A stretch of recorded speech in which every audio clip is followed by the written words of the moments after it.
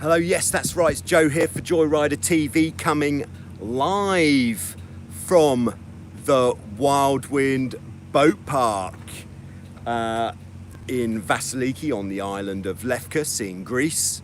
Here to answer your most challenging and personal sailing questions on this Wednesday afternoon. Of course, it might not be Wednesday afternoon where you are. It might even be Wednesday morning or perhaps later on in the evening. So thanks for tuning in if you're tuning in right now. If you're not tuning in just now, thanks for tuning in later on. If you already tuned in earlier, then thanks for tuning in earlier.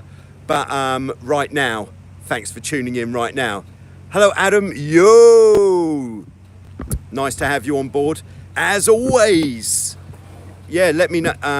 Hello, Russell. Tuned in and turned up. Nice. Hello, Philip. One Shoe Phil. Are there new Wildwind t-shirts this year? No, not so much actually. Hi, James. But for Wildwind t-shirts, I think, oh my goodness, there's, I don't think you should see this actually. There's frills and spills going on in the moorings. That is a Laser 2000 with the spinnaker up in the moorings. Yeah, I think this is the sort of action that you want to be seeing. Yeah, Adam, yeah, I will be getting out there in the Laser with the standard sail, and I will be pulling on the kicker on the upwind leg. I feel that I have been suitably, I don't know, schooled by the global community of perhaps laser sailors who don't usually tune in to Joyrider TV. And the most common comment is pull on your vang, please. So yes, I will be pulling on the vang. For those of you who don't know about the vang, perhaps you're a catamaran sailor, like let off the downhaul when you want to power. Okay, so Adam, here we go. Let's Q&A, and Adam is the one answering the questions. Would you ease the vang? Hello, Robin.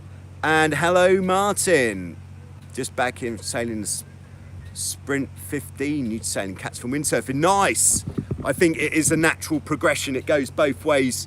You could go cat sail. I went cat sailing first, then windsurfing, and then cat sailing, and then windsurfing, and pretty much switching about 4 times a week. But it is a natural progression. But with the vang, Adam, on the downwind, would you ease it to let the boom be at 90 degrees to the mast on the downwind, or would you release it so the boom can actually lift a bit? There's a question for you. I have, of course, got laser experts here, but I think it's much more fun asking the world than asking somebody that you can actually speak to. Hi, Osberg. Nice to have you with us. Are you planning to sail a 470? Yeah, it is unlikely that we get hold of a 470 here, but if we do get hold of a 470, then yes, I will get out there. I'm not sailing the double-handed dinghies, monohulls very much at all. I used to, but not for a while now, so that would be very interesting. But while we're in the arena, this is for you 470 fans. This is the more modern equivalent, which is of course an RS 500, and yes, that's right, there are 2 here, which is a very well designed boat. The more modern boats, they have what's known as a self-draining cockpit, so all the water just goes out the back. You don't have to sail with your feet in a puddle. How much is an RS 500 used? I'm going to leave that up to you guys to have a look into. If anybody can come up with a price for a used 500, I would guess the lowest price would probably be about 2,500 units of currency, whatever units that is that you are using. That's how much a 500 would be. But very well designed boat, very good clean layout, single trapeze, It's got the what laser called the GNAV, which of course is the word vang backwards because it's pushing down rather than pulling down. Asymmetric spinnaker. Oh, there's no RS boats in the US. What? All right, someone needs to do something about that. If George is online, George used to work here at Wild Wind and he now works for RS in the UK. If George is online, go and ship some RS boats to the US, George. Come on, do your job. All right.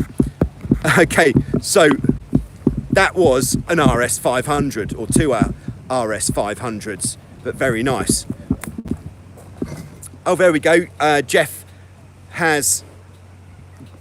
there's proof there from Jeff that there are some RS 500s in the States. All right, I'm just going to scroll back to see where we're up to. I think I did miss a few things there because I was so excited.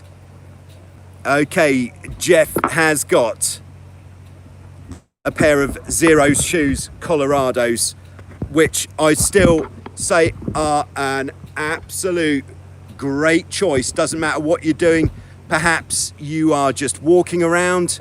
Maybe you're walking in a riverbed, wet or dry. Perhaps you are walking in and out of the water all day, pulling boats in and out of the sea on a Vasiliki beach. Perhaps you're going sailing and you need something with good grip to trapeze on the side of your Tornado.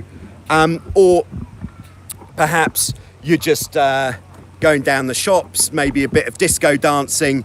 The Zero Shoes Colorados will do everything for you. Perhaps I should stop going on about shoes and read some more questions. All right, let's see. All right, let's see. We've got Lorenzo.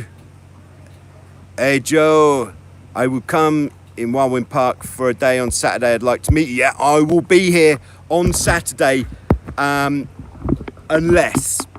the wind is really good, then I might be instead out there.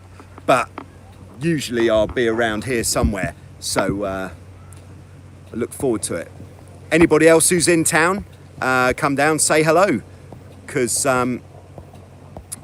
it's always nice to meet people for real, rather than just your online persona, which sometimes comes across slightly less realistic. Now I think that is Robin Dyer watching at work. Oh dear, it's Robin being told off by Jeff. I hope Robin doesn't work for Jeff, no way. All right, we've got Adam back with...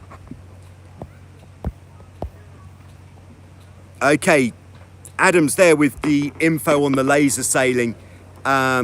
International Sailing Academy have good video. You need to keep a bit of curve in the leech, therefore a bit of kicker. It's balancing. All right. Nice. Okay. How much is a 420 used? Now, to be honest, I haven't looked at the price of 420s for some time now.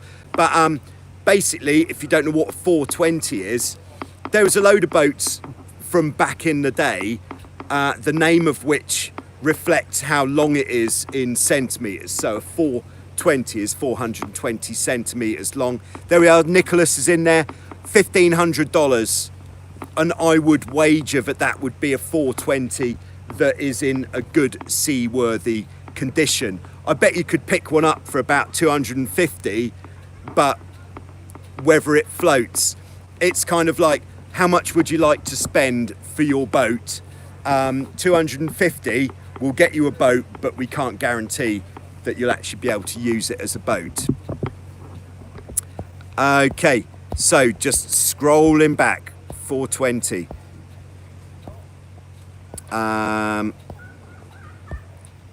All right, Chris asks, did you get the good old Viper there this year? No, unfortunately we didn't, because this was going to be a significant expense, and we kind of lost half of our season, so that was obviously significant. So we couldn't afford to go buying a pretty amazing boat for the kind of half season that we had remaining. So hopefully, if everything goes according to plan and the gods are smiling upon us, then hopefully we'll get one for next year. But for this year, we didn't get one. But we have, of course, got the C2, and this is my favourite again, the one I'm sitting on. This is Bad Boy 94, which is my racing Tornado, which I love very much. Oh, is that Owen who's been looking for one? Which boat is Owen looking for? A Viper or a 420? Okay, Owen's looking for a 420. If anybody knows anybody, Owen, let the world know where you are, and then perhaps the community can find you a 420. Yeah, which country, perhaps the region of the country, if the country is enormous. Okay. All right, we have got Ulf, or is Peter the first name? Do you have a moth? No, we don't have a moth. Basically, we can only have boats here which are realistic for people to be able to use. And a moth, unfortunately, I don't think would be a realistic choice for the general sailing public to be able to use. What I don't want to have in the fleet is a boat that I keep having to tell people, no, you can't use it. So the foiling Viper would be in that kind of arena, but it's a two-person boat, so we'd be able to say, no, you can't take it out, but you can take it out with one of our trained handlers who would gladly fly you around the bay, and then once you've got your legs on, you can take the stick. But with a moth, you of course can't do that. It's, yes, take my £20,000 carbon rocket ship and good luck.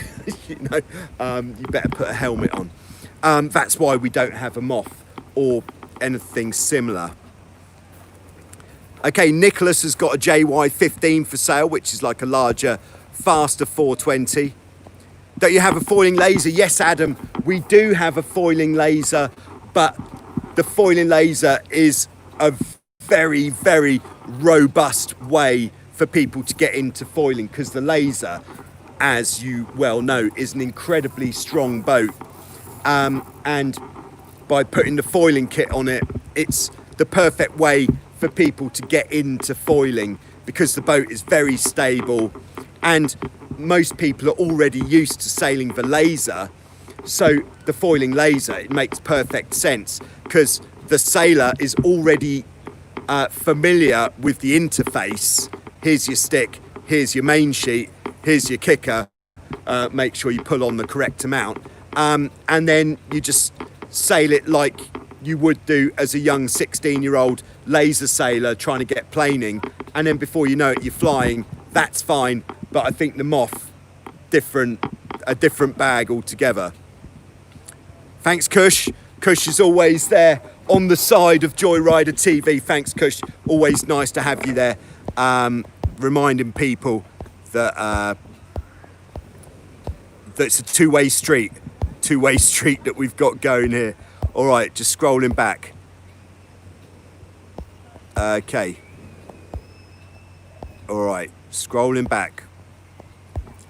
Nicholas asks, was that a Laser 2000 or RS 2000 in the background? I still call it the Laser 2000, to be honest. I think that name's got a bit more of a ring to it, although RS would probably say it's now called an RS 2000. Thank you very much. We paid money for that design. But yes, we have got a fleet of RS Laser 2000s. And if you're not familiar with these, what these do is, I don't know, I think in the US that you did have Wayfarers or perhaps Wanderers, or it's like a very straightforward, simple, open dinghy, but a modern version. It's very well laid out, and I'll say that again, very well laid out, nice and stable, good for two.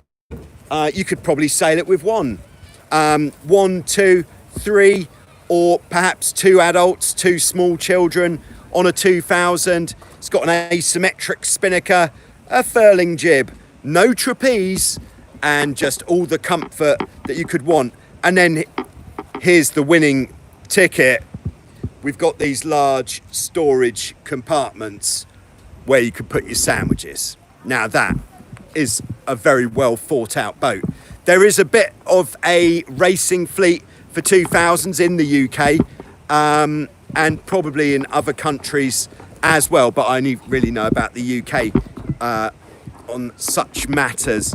But there you go, that is the Laser RS 2000, or the RS Laser 2000. All right, just scrolling back. Scrolling back.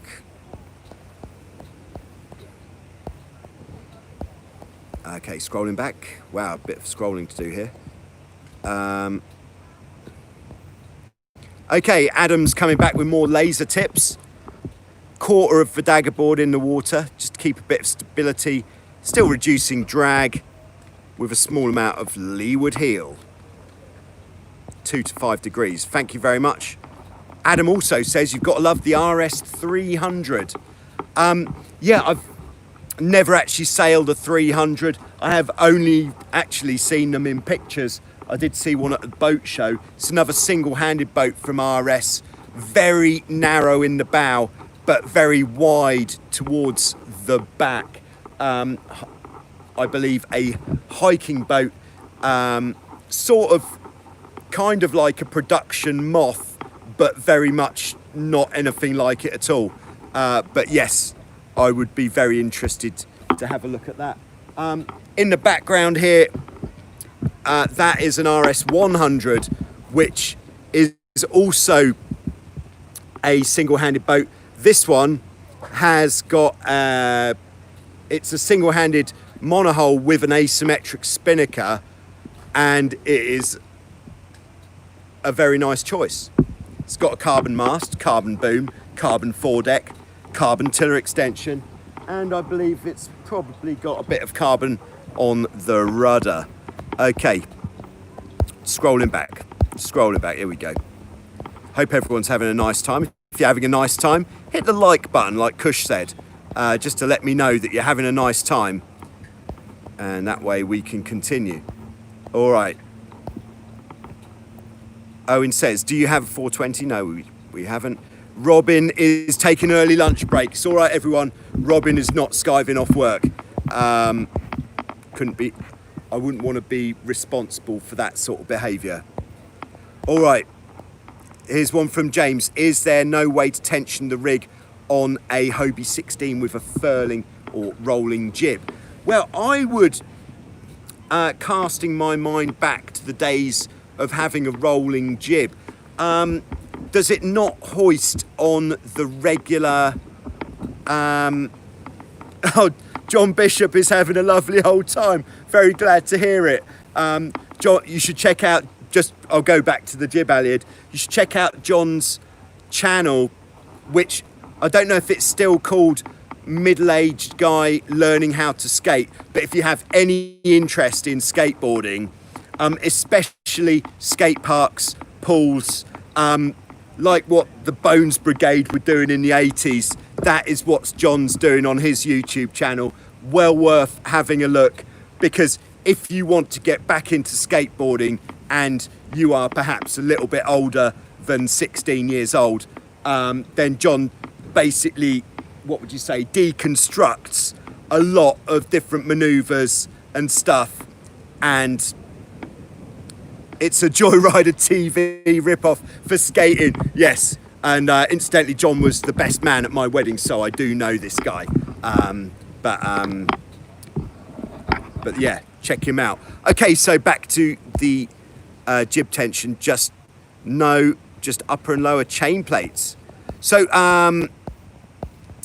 yeah, I'd have to to be honest, to answer that question with any sort of accuracy, I would have to maybe see what you're using to hoist the furling jib, because surely you must, if you can hoist it on the maybe it's like on the 15, because on the Hobie 15 with the furling jib, I believe the jib then completely replaces the forestay, and you don't even have a forestay on the boat, which means, then the way to tighten the rig would be kind of like on a Tiger or something, where you actually have to do something like this.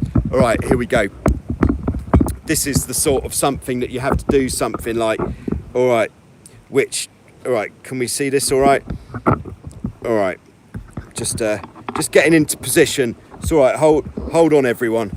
Just getting into position, positioning the camera, and something like this, where, so you'd put the mast up with the forestay, that will be governing your mast rake, the length of the forestay, and of course where you put it on the adjuster at the front, that will be setting your mast rake. And then for the rig tension, you'd need 2 people, or you can use the main sheet. I'll put this in a video later, how to use the main sheet to tighten your rig. But 1 person pulling on the trapeze to pull the tension onto the rig, and the 2nd person basically moving the shroud down in the adjuster as tight as you can, because doing this, you'd still want it to be pretty tight. And then you need to make sure, of course, that the shroud adjusters are the same on both sides, otherwise you'll have a wonky mast. Nobody wants a wonky mast now, do they? Yeah, so I think that is what we're talking about. But yeah, okay, all right, I'm just scrolling back. Okay, I hope that was, yeah, because I haven't seen this system for many moons, so I couldn't actually say if that is the solution for sure, but it certainly sounds like the solution. And then you would put your shroud adjusters on a different hole depending on how much rig tension you want. That, I think, sounds like the way it has to be. All right, cool. Cheers, James. All right, scrolling back. If everyone could just ease back on the questions for a minute, because every time someone asks a new question, I have to scroll back again. It's a fairly clanky way of going about this operation. I'm sure there's an app that can be used to make this a bit easier, but all right, and here we go.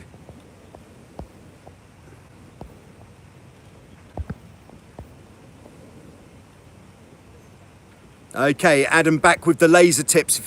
If you want to go fast in the laser, I'd recommend going out in 8 to 12 knots. Go on a training run and pulling all bits of line and keeping your eyes peeled on the sail and looking at the shape. Sounds like a plan. All right. Elias, is there any class Europe at the marina? No, we don't have any Europe dinghies here. The Europe was the ladies Olympic class single-handed monohull, which I believe has, is it still? I'm a bit out of touch with ladies single-handed class monohull, but I think it possibly still is, unless the ladies are now in the laser as well. All right, so there we go, scrolling back.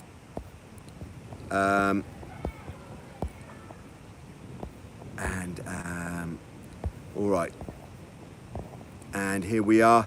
We have a question from Chris, who says, oh yeah, so Owen, who was looking for the 420, is in Canada. Does anybody know of a 420 for sale in Canada? If you do, then get in touch with Owen there. You can get in touch through his YouTube handle in the comments there. how do you attach your GoPro to your forestay bridle? This sounds like there's a field trip on. So yes, all right, this is, I wonder if I can answer another question while I'm going to get some stuff.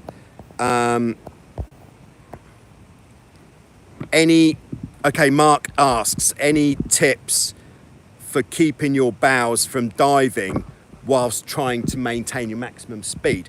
Yes. Okay, main tip, most important, is never leave anything to the luck of the gods, because if you are not playing the main sheet, then you're basically just rolling the dice and hoping for the best. So play the main sheet. That is tip number one.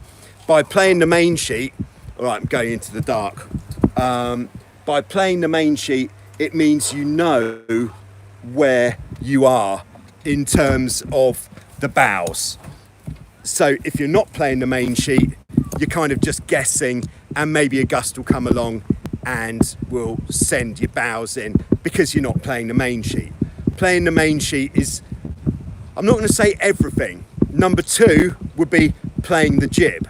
If you could get your crew to play the jib, I actually came up with an idea the other day for the ultimate speed, is to actually change the jib system on the 16 a bit, where instead of having it going through a cleat, you replace the cleat with a block on top, like a ratchet block, so the crew can actually work the sheet almost as if it was a spinnaker sheet.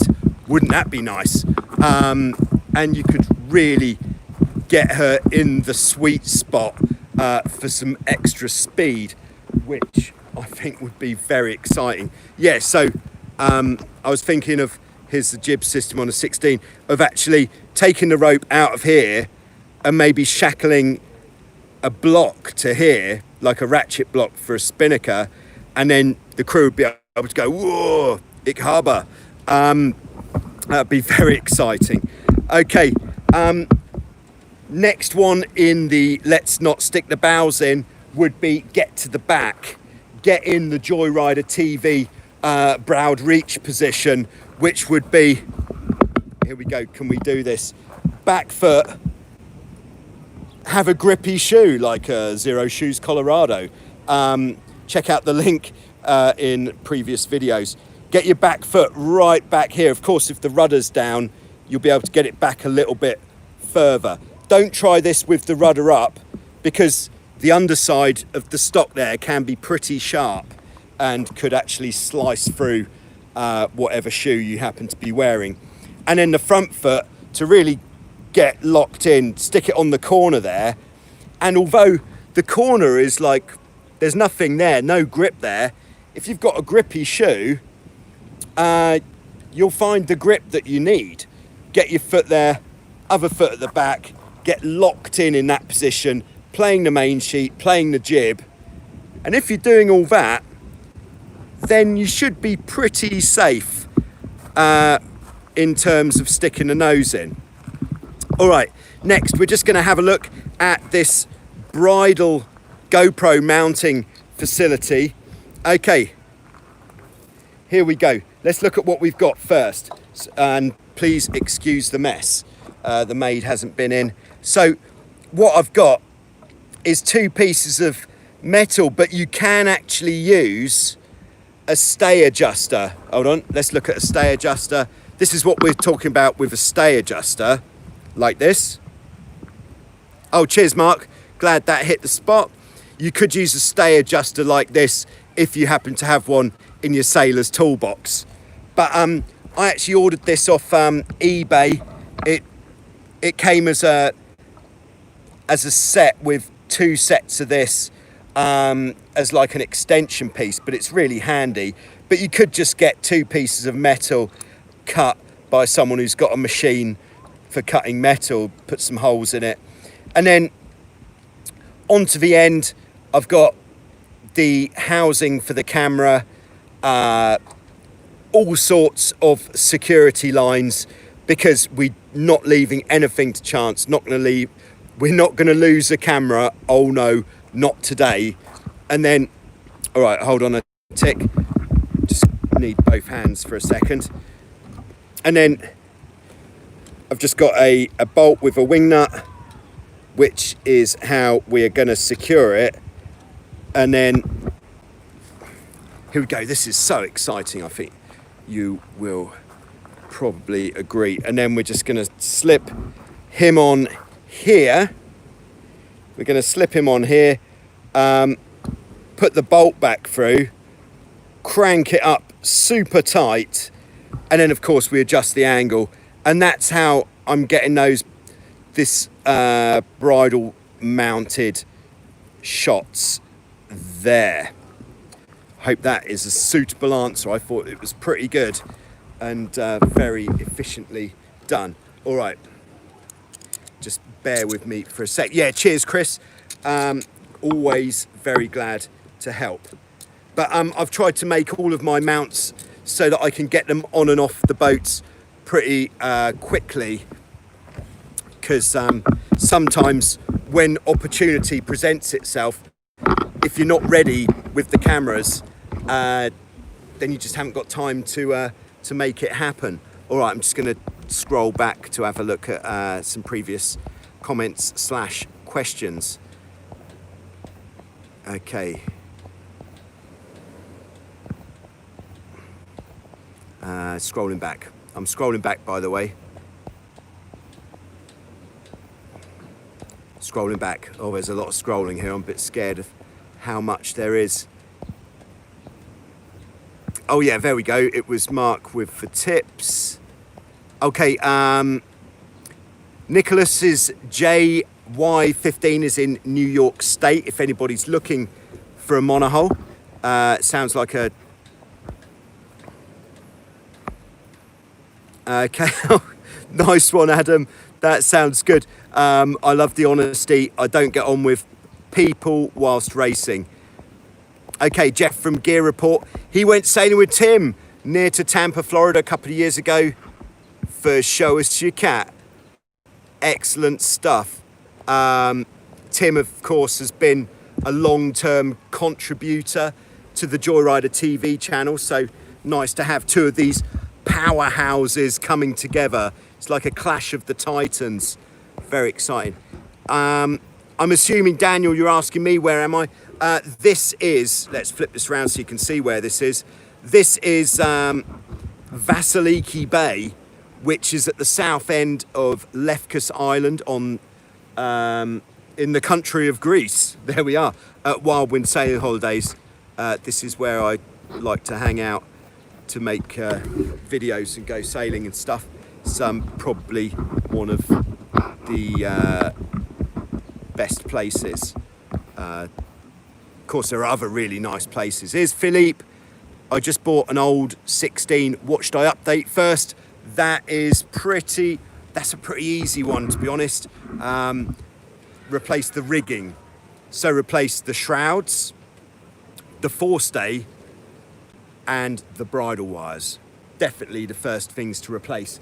When you're replacing those parts, just check all of the parts that they attach onto, like the bow tangs at the front of the boat, all the chain plates, stay adjusters, and up the mast, inspect everywhere where it goes onto, because first thing you want to make sure with a boat is that your mast is not going to fall down.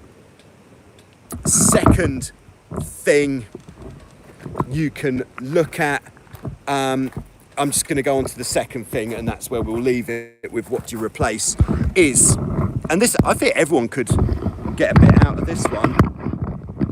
Okay, here we have got the bung.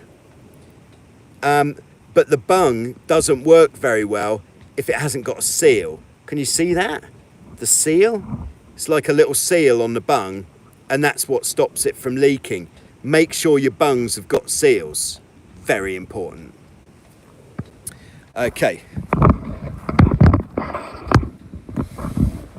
All right, and we're back in the now. All right, those are things to replace. All right, just scrolling back. Gonna try to get through all of this today. I know last week we got cut off by this dicky internet, even though I'm on the 4G. Dicky internet is a constant issue. I'm going to try to keep this to 1 hour if that is at all possible. So I will try to get to everybody's questions. All right, scrolling back. If everybody could hold off any further questions at the moment, please don't ask any questions just now, because I'll have to scroll back again, causing more time before I get on to the next one. Okay, Nicholas says new tramp and new traveller, also very worthy suggestions. A new trampoline will make an old boat feel like a much newer boat. So it is, if you're looking at a big facelift kind of purchase, trampoline and sails will make an older boat look a lot newer. Okay, Christoph asks, what's your experience with RS Aeros? Yeah, they seem to be very good. An RS Aero, I'm not going to walk up, am I? Are we going to go there? An RS Aero is another single-handed monohull, extremely lightweight. It basically does what a laser does, but in a much more modern way.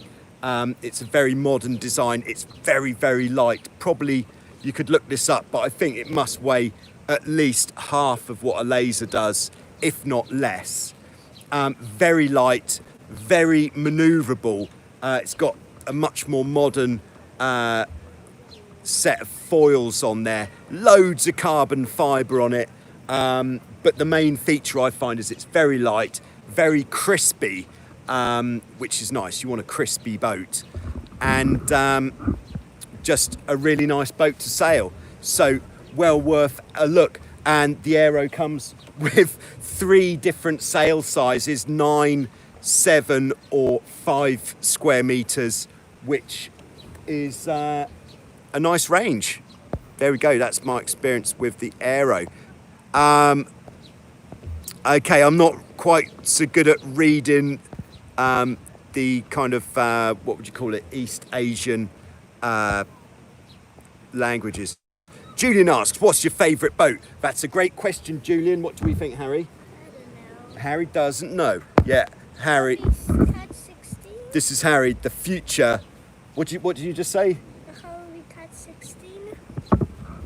Hobie Cat 16. Yeah, the answer to that question would be in over 20 knots, let's say over 25 knots of wind, it's a Hobie 16. In under 25 knots of wind, then it is the Tornado catamaran, because the Tornado is an absolute beast. But I have, of course, not sailed every type of boat, so that is given what my experience is in and what I have available to go sailing on. But there you go. Great question, love it. Have you ever been injured from sailing? Oh yes, does everybody want a horrible story? Okay, horrible story, do you think, Harry? Yes. Okay, Harry says yes, and this is going to involve a field trip. Okay, so picture this, probably about 20 knots of wind, sailing an FX1, which looks a bit like this, and I went out to check the rudder alignment. It was a test journey. Had the dagger boards lifted to, let's see how much they were lifted to. They were lifted, hold on, can we zoom out? Okay, the dagger boards were lifted to about here. And I'd gone out with one rudder up, so no real handling issues. Turned the boat round, put the other rudder down, now sailing back in with 2 rudders, out on the trapeze like this, here we go. And then because the rudders were so far out on the alignment, like there, what happened was the front foot, I wasn't wearing any Colorados, that they might have saved me. The front foot slipped into this position. So, right, this is a very cautionary tale. So dagger board here, shroud here. So the foot was kind of wedged in there. Can you guess what happened next? Yes, you're right. Then I pitch poled. Ooh, scorcher. Yeah, that absolutely hurt like a witch. Yeah, that was a bad time. But to be honest, that is the worst injury that I've had on a sailing boat. I've had much worse injuries windsurfing and kite surfing. So there we are. We're getting back in the saddle over here. Interesting question. Hi, which catamaran is the fastest for you, asks Charles. It is without a doubt the Hobie 16, because it doesn't have a top speed, or if it does have a top speed, you get to the top speed in a much higher amount of wind than the boats with symmetrical hulls like the F-18 or the Tornado. In my opinion, my theory on it is that a Tornado or an F-18 style boat will reach the top speed for the hull shape in a much lighter wind. So if it's like 18 knots of wind or 20 knots of wind, you could probably get a Tornado to as fast as it will possibly go for the hulls. Whereas a Hobie 16, you'll just throw more wind at it and that bad boy is just going to keep going faster because, hold on,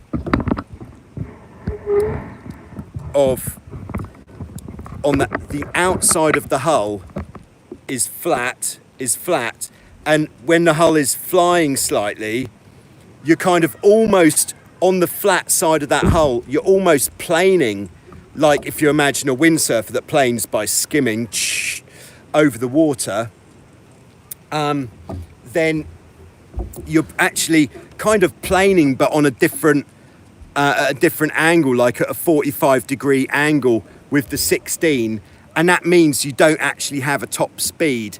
It's just, can you stay in control?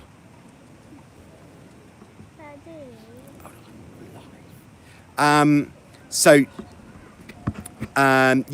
that is why I believe the 16 is potentially the fastest. But a lot of people say, oh no, I've done 30 knots in my Tornado. And I say, have you? Because I've tried very hard to get the Tornado going as fast as the 16, and it just doesn't happen. And I try pretty hard. Okay, scrolling back.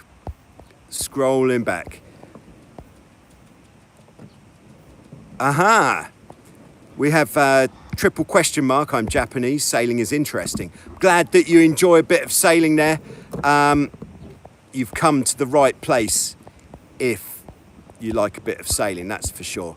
Again, if you could hold on any further questions, because I'm scrolling back. All right. Nick asks, do you like laser sailing? Yes, I think the end result is yes. From my Is Laser Sailing Fun video, I think the end result is yes. Perhaps the reason why I didn't enjoy the upwind part of it as much as I might have done is because I wasn't doing it particularly nicely. Okay, what about the tension for the boom and the mast for the sails? Wow, that sounds like a pretty big tension, Philippe. I can't remember what we were talking about before with Philippe. Was it, I think that was what to replace on the new on the 16. Yeah, worth replacing your lines anyway.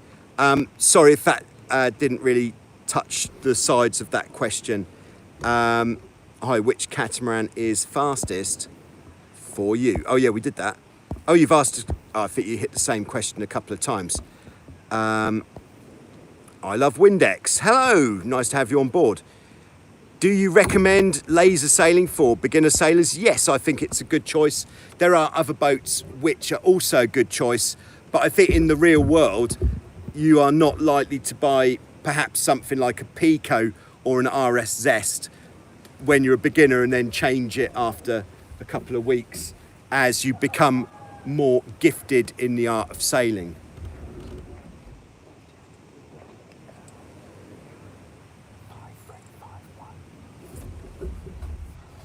Okay.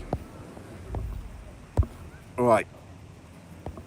Yes, but I think the laser is a good choice because it will keep you interested for a very long time. Okay. Tita Bayflyer says, I'm keen to see some A-class sailing on Joyrider TV. I am keen to see that as well. If someone would like to sponsor Joyrider TV with an A-class, doesn't necessarily have to be a foiling one, but a foiling one would be very nice. It is the one boat which I am desperate to have a go on. Desperate to have a go on one. So if someone would like to bring one here, and you don't even have to give it to me, you could just bring it here and let me have a go. Then I would be very keen to have a go, and of course there will be videos galore on that topic. Okay, scrolling back. Okay, we've now hit the 46-minute mark. Oh my goodness, this time really does fly. Okay, scrolling back. Okay. Or moth sailing, yeah. If you missed that part earlier, we don't have any moths here because we just can't afford to have one. Okay, Stavros says, loving this channel. I sail a Goat Island skiff in Oropos, Greece. Basically taught myself to sail and watching your channel and a few others. Keen to buy a cat soon.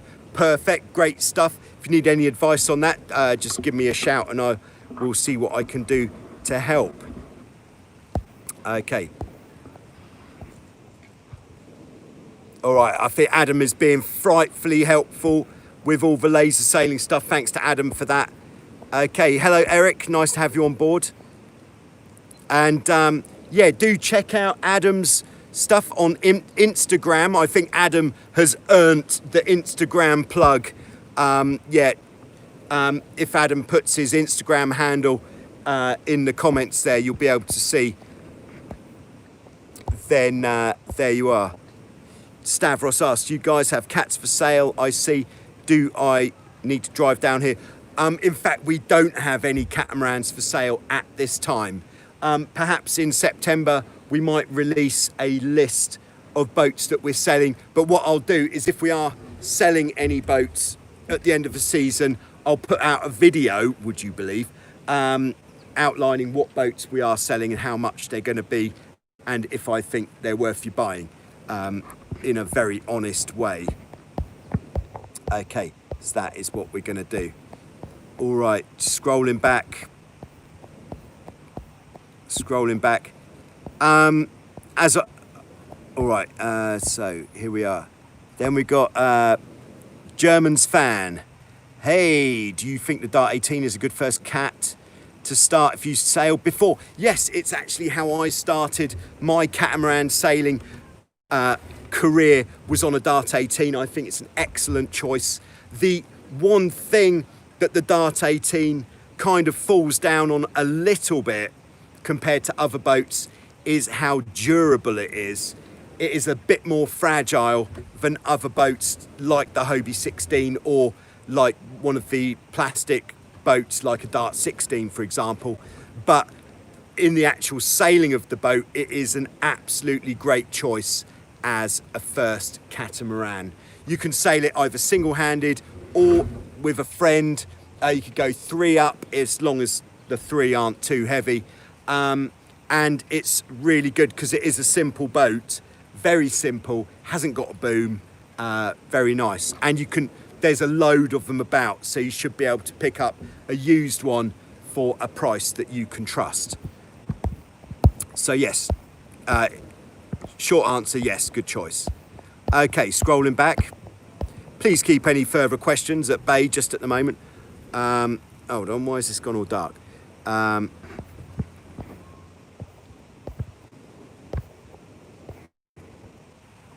Okay, scrolling back, and here we are. Chris asks, do you use the short and forestay with your double stay adjuster on the front?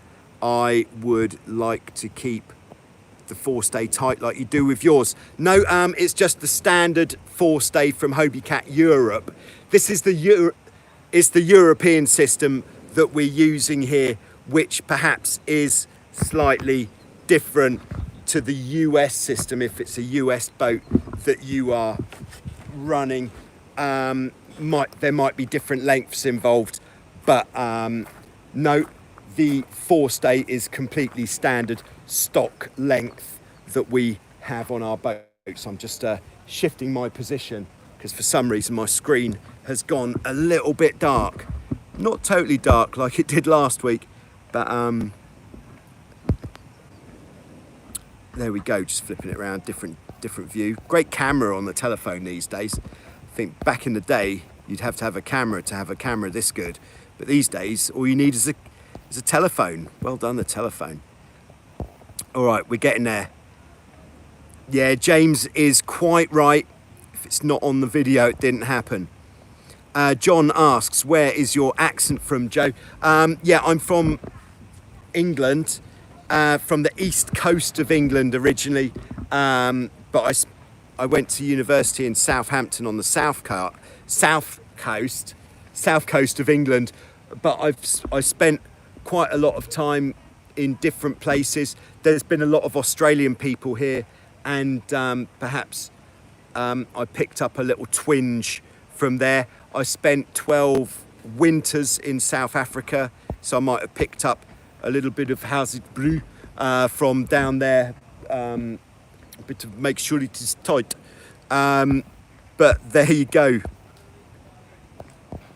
Yeah, so which part exactly? I'm from Felixstowe on the east coast of England.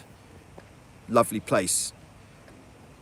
Jeffrey says, new to sailing from Michigan, how is the righting line rigged for the Hobie 16? We do this in a very, very simple way here. There's different ways that you can do it, but I'm a big fan of simple. We basically have the big, fat, chunky yellow rope just tied with a bowline around the central part of the dolphin striker, and then when you capsize, we'll just take that, chuck it over the hull, which is in the air, and pull it. That is in very simple terms of how the righting line is working. But there is a video on capsize righting that you can check out, and I came up with an absolute great idea today. I'm going to make another capsize video, which is going to be all of the different ways that you can capsize your catamaran and how to do it with the least risk of hurting yourself, because I'm quite keen not to hurt myself making a video. What age did you start sailing? I think I must have been about 10 or 11 when I started sailing. I started on monohulls before getting into the cat sailing. I started off on a Wayfarer and then a mirror dinghy, which is a small wooden make it yourself boat, a bit like a bigger Optimist for two people, and then went into the Dart 18. Are you getting any visitors from US? We haven't had any visitors from US yet, but this question is from Jason, by the way. But even when there wasn't this COVID debacle going on, we weren't getting a lot of guests from the US because it is a bit of a hike to get here. But as far as I know, I'm not sure.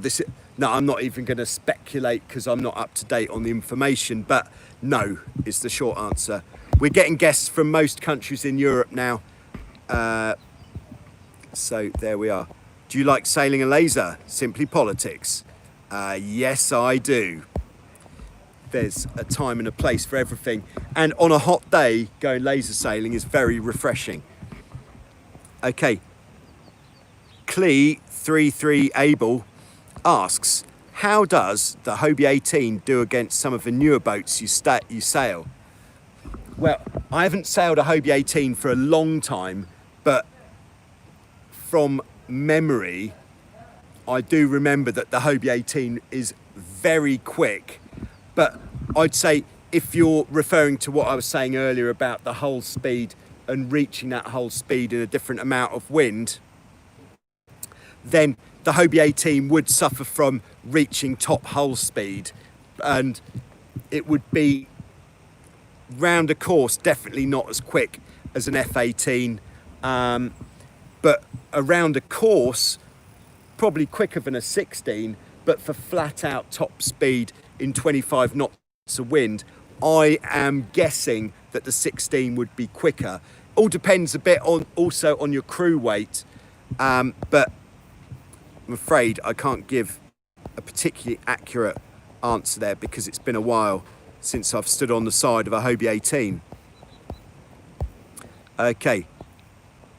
All right, Adam's still there answering questions. Adam needs to be on the team. How seamless is the transition from pure solo sailor to a cat? Well, if you start sailing a cat single-handed, then I think you'll be able to get on with it. But it's this social battle with having to jump on a boat with somebody else. If you are going to start sailing a catamaran with two people, then it is the sailing with somebody else, which I think might be the big hurdle for you there, Adam. But the difference, I think if we were going to say what is the difference between mono sailing and cat sailing, it's just details, like the different focus that you have to put on, like your maneuvers, the tacking and jibing, perhaps the not stalling the boat needs a bit of focus, that kind of thing. So it's just really just details in the technique. A lot of monohull sailors going into the catamaran do find it a bit intimidating on the catamaran, like it feels a bit like a runaway train, because when you sheet out, the boat doesn't immediately stop like it would do on a monohull, like a laser. So that would be the transition.